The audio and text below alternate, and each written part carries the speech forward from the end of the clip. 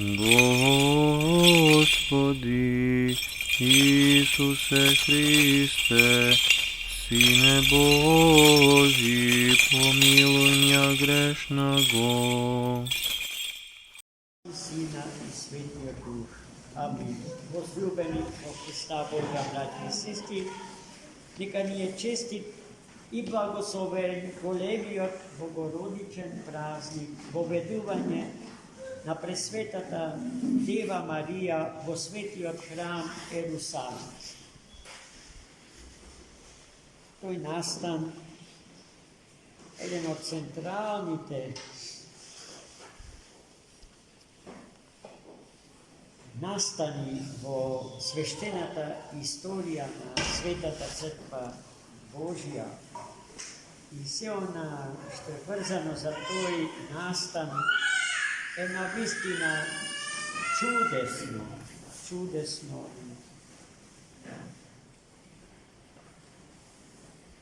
И свечено, возвишено, торжествено, бидејќи да се подсетиме, тоа се случува, тој опис на настанот се случува во новозаветната библиска историја, а во суштина сите актери на тој настан се уште се старозаветни личности. Се уште Христос Бог не е роден.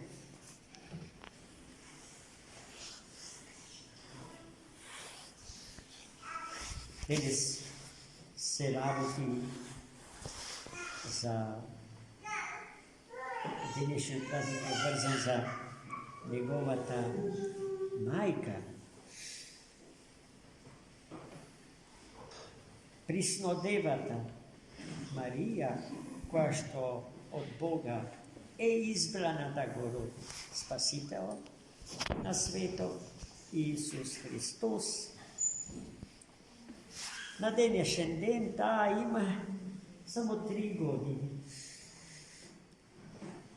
Пелечката Марија, според древните старозаветни закони, требало да биде однесена од нејзините родители Јоаким и Ана во светиот храм Ерусалимски и таму да му биде представена на Господ.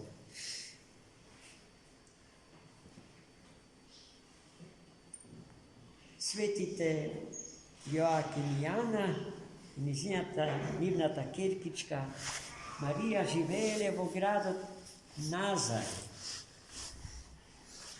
А Назарет бил оддалечен од Ерусалим 3 дена оде пешки. И светите Јоаким и Ана, својата керкичка, ја облекле најсвече.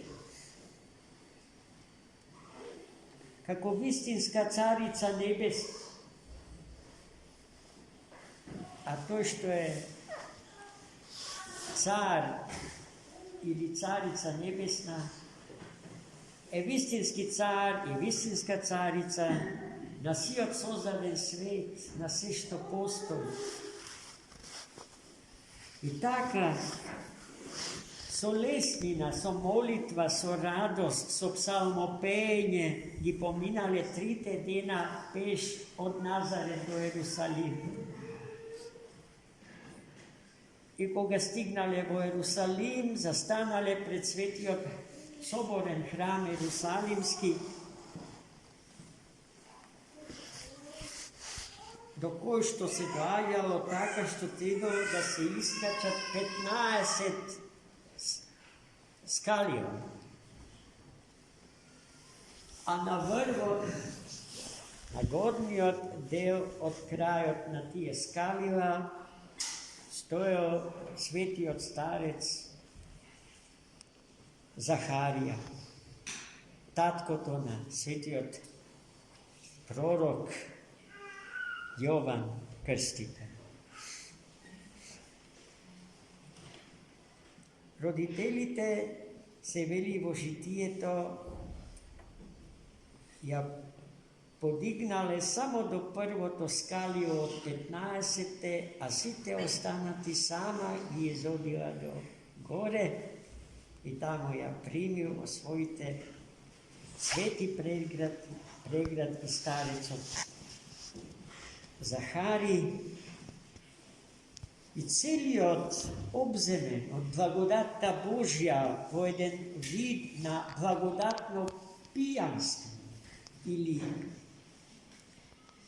екстаза. Ја зел малечката Марија и направил со неа нешто што ниеден не би се осмелил да го направи.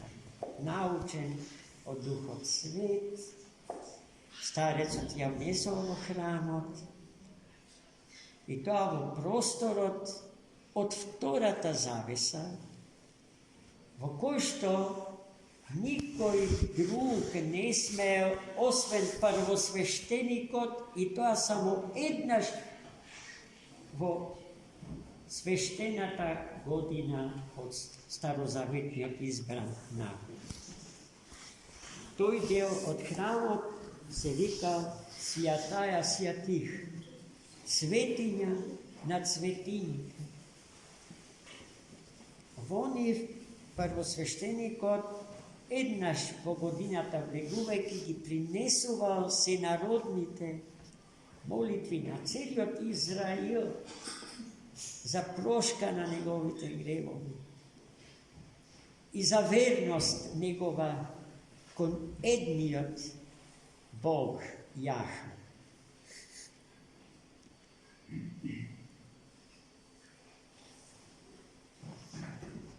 Во Свјатаја свјатих се чувале најсветите елементи од богослужбениот живот на еврејскиот народ.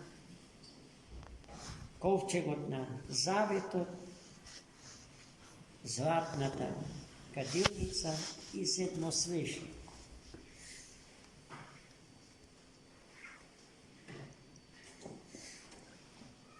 Откако се изврши представувањето на малечката Марија пред лицето Господње,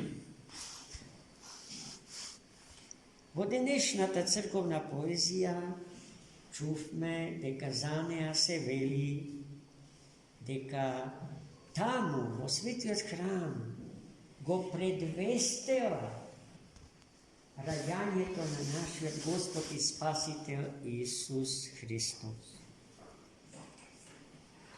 Од Него избрана, за тоа рекол. И затоа во истата таа поезија на црквата денес пеена и читана од нашите псалти, чувме дека малечката Марија се нарекува пречист храм Господ и свештена ризница,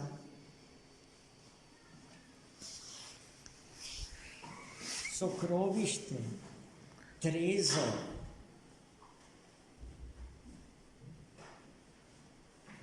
на тајната Господња, тајната на воплотениот Логос Божи. Тоа е Богородица Мајка.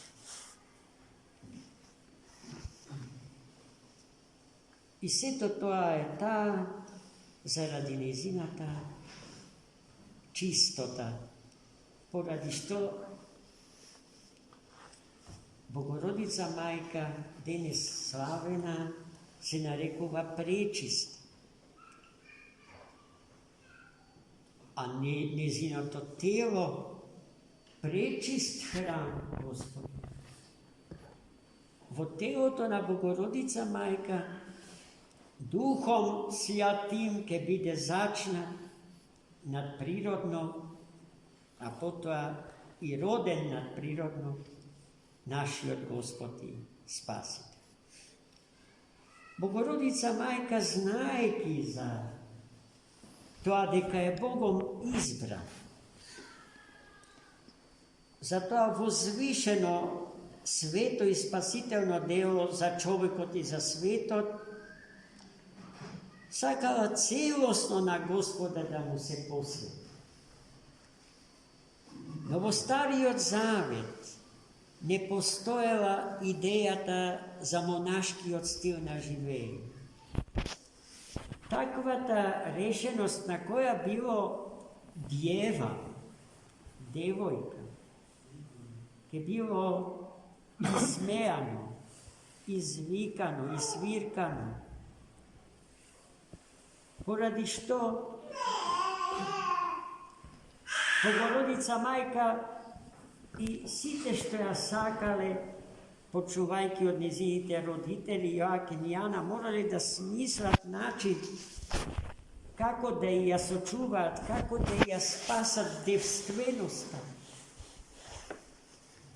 Да не биде извиркана, да не биде понижена, згазена, отфрлена од тогашното елејско општество, а при тоа да си ја спаси чистотата на телото и душата, својата девственост.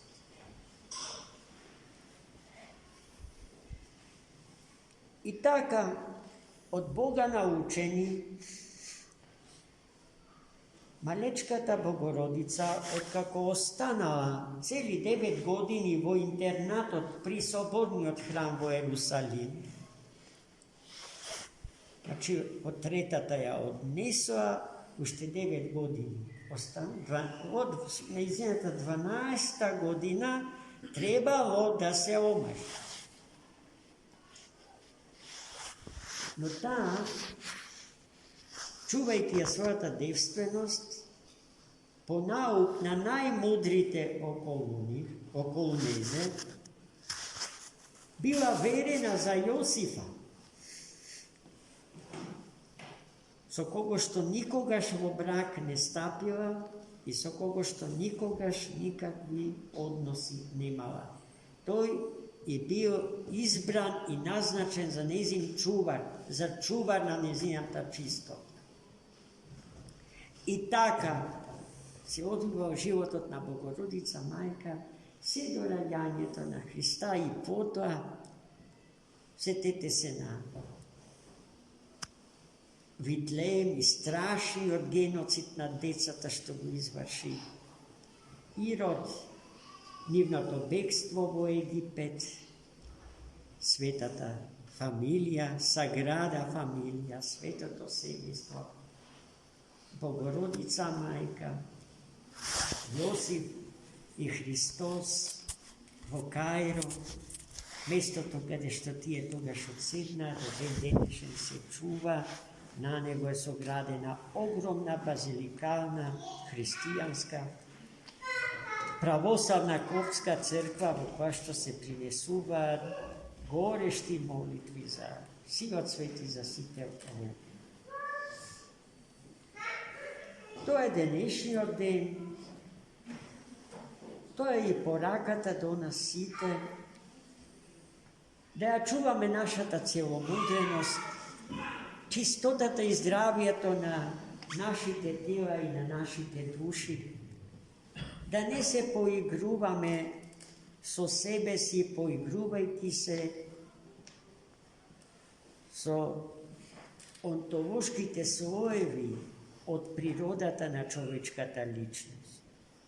Да се чуваме во здравје на сите планови од нашето битие. И така сочувани и спасени, да израстеме во благодатни боголуѓе, во сонца што ќе му светат на овој свет, духовна светлина. А таа светлина и е суштина на физичката светлина од сонцето што денеска не грее нас и нашиот град. Нека е благословен празникот на многоја лета. Во среда,